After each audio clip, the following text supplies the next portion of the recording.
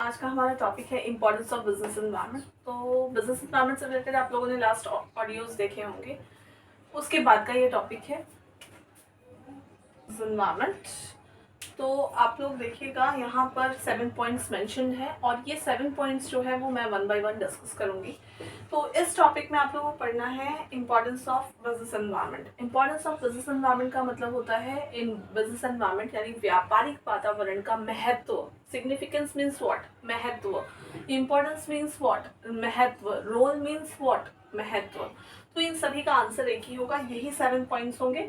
Number 1 point is first mover advantage. First mover advantage क्या है?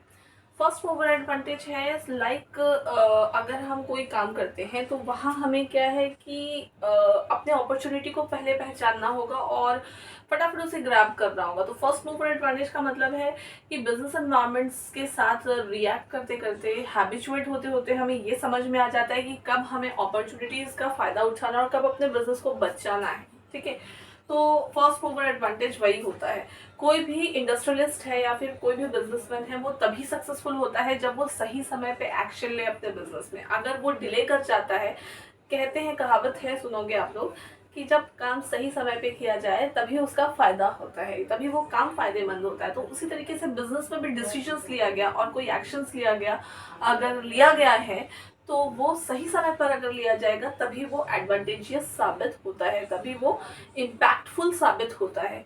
तो that is called the first mover advantage. And the second number point is early warning signal. अगर हम business environment में हैं, ठीक है, definitely if you we are a businessman, तो हम लोगों को बिजनेस एनवायरनमेंट को फेस करना पड़ेगा, whether it will be technological, legal, political, social, cultural, what ever it may be.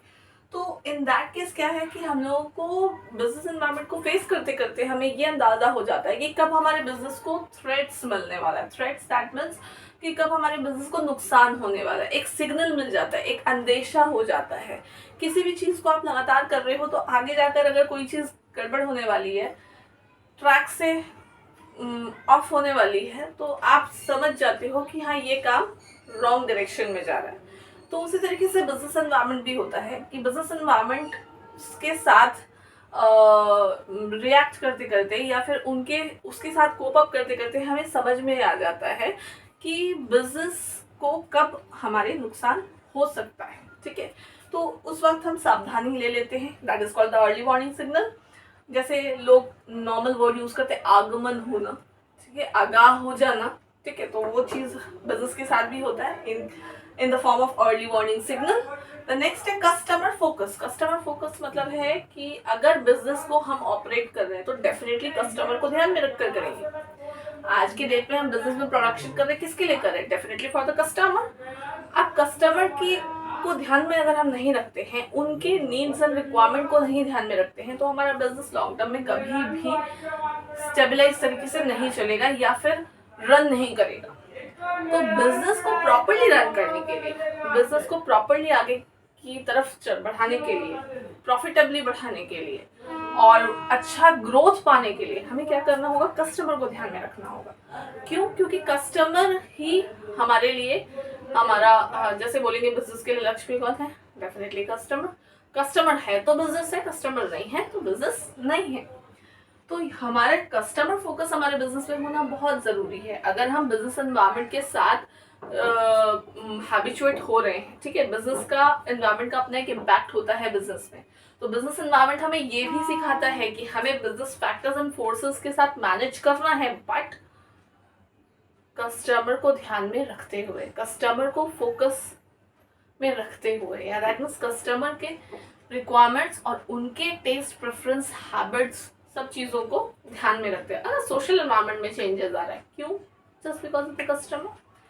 Trend में चेंजेस आ रहा है, क्यों? Just because of the customer, because वो जिस तरह का ट्रेंड डिमांड करेंगे हमें तो वही सेल करना पड़ेगा। Next topic is strategy formulation. आज का हमारा जो बिजनेस एनवायरनमेंट है वो बहुत ज़्यादा कॉम्पिटिटिव है, बहुत ज़्यादा कॉम्पिटिशन है। मतलब हर किसी के बीच में कॉम्पिटिशन है, हर एक इंडस्ट्री में कॉम्पिटिशन है, हर एक इंडस्ट्रियलिस्ट के बीच में कॉम्पिटिशन है। तो ये सारे कॉम्पिटिशन को फेस करने के लिए हम अगर सोचेंगे कि सीधी तरीके से अगर बिजनेस चलाएं तो पॉसिबल नहीं है। प्लान करना, उस प्लान के अकॉर्डिंग बिजनेस चलाना और आगे जाके सक्सेसफुल होना ज़रूरी नहीं है। ठीक है, क्योंकि हमारे जो कॉम्पिटिटर्स है वो कब हमें पीछे छोड़कर हमसे आगे निकल जाएंगे वो कोई नहीं कह सकता। तो कॉम्पिटिटर्स को के साथ भी कोप अप करना पड़ता है, कॉम्पिटिटिव एनवायरनमेंट में भी कोप अप करना पड़ता है। तो वो कोप अप करने के लिए एक वाइज प्लान रेडी करना पड़ता है। दैट वाइज प्लान, वो चालाकी भरा प्लान जो है, that is called the strategy, जिसके कारण हम अपने कॉम्पिटिटर्स को मतलब पीछे करते हुए उनसे आगे जा सकते हैं और अच्छा ग्रोथ पा सकते हैं अपने बिजनेस में। That is called strategy formulation. और ये तभी हमें आएगा जब हम बिजनेस एनवायरनमेंट में को देखेंगे, समझेंगे और उसके अकॉर्डिंग हमें क्या चीज़ सुधार लाने की ज़रूरत है अपने बिजनेस में और क्या और बेटर करने की ज़रूरत है बिजनेस में, वो हम देखेंगे। ठीक है, और क्या चेंजेस लाने की ज़रूरत है। Next is public image. Public image is very important. What do you mean by this public image? Public image is goodwill. That means public की नज़र में business का क्या reputation है, that is called public image. और public image हर एक industry में important होता है, मायने रखता है। क्यों? क्योंकि आज हम वही प्रोडक्ट खरीदते हैं जिस कंपनी का इमेज मार्केट में अच्छा है, जिनका प्रोडक्ट अच्छी क्वालिटी का होता है, जिनका प्रॉपर मतलब जिनका प्रोडक्ट बहुत ज़्यादा पॉपुलर है, ठीक है, फेमस है और ब्रांडेड है, या फिर बहुत रेपुटेशन है मार्केट में, बहुत पुराना कंपनी है, बहुत रेपुटेड कंपनी। बोलते हैं ना हम लोग जनरली कि ये बहुत पुरानी कंपनी, बहुत रेपुटेड कंपनी है, ये डुप्लीकेट चीज़ें नहीं देगी। ठीक है, तो वो क्यों कहते हैं? बिकॉज हमारा भरोसा है और वो बहुत लंबे समय में कमाया गया वो पब्लिक इमेज है, वो गुडविल है। ठीक है, तो पब्लिक इमेज और गुडविल किसी भी कंपनी के लिए बहुत मायने रखता है। बिकॉज इसी बेसिस पे अगर आने वाला थ्रेट्स है हमारे बिजनेस एनवायरनमेंट पे, वो हम फेस कर पाएंगे। बिकॉज कभी कभी क्या होता है कि बिजनेस एनवायरनमेंट के साथ कोप अप करते करते बहुत सारे नुकसान भी झेलने पड़ते हैं, लेकिन अगर कस्टमर फोकस, हमारा कस्टमर हमारे फेवर में हो, तो हमारा बिजनेस फिर भी आगे जा सकता है। तो that is called public image. Public image बहुत इंपॉर्टेंस रखता है हमारे बिजनेस के लिए। तो बिजनेस के लिए पब्लिक इमेज बहुत इंपॉर्टेंट है। नेक्स्ट है कंटिन्यूस लर्निंग। लगातार बट नेचुरल है कि बिजनेस एनवायरनमेंट के साथ रिएक्ट करते करते, बिहेव करते करते हमें कुछ सीखने को मिलता है। अगर हम मुश्किलों का सामना करेंगे तो डेफिनेटली हमें ये समझ में आएगा, ये सीखने को मिलेगा कि उन मुश्किलों से सलटना कैसे है, उन मुश्किलों से कैसे पार पाना है, या उन मुश्किलों को पार करते हुए आगे कैसे बढ़ना है। अगर हम मुश्किलों को पार करते हुए आगे बढ़ना सीखेंगे तो डेफिनेटली आगे भविष्य में आने वाली मुश्किलों को भी हम पार कर जाएंगे। हमारे अंदर एक कॉन्फिडेंस लेवल आता है। तो वही करता है बिजनेस एनवायरनमेंट। बिजनेस एनवायरनमेंट क्या करता है कि हमें एक तरह से लर्निंग देता है, एक तरह से शिक्षा प्रदान करता है कि किस तरीके से हम आगे आने वाले एनवायरनमेंट में होने वाले चेंजेस को कोप अप कर सकते हैं। ओके, तो ये था आज आप लोगों का इंपॉर्टेंस ऑफ बिजनेस एनवायरनमेंट। तो ये था सारा पॉइंट्स। आई होप आप लोगों को समझ में आया हो।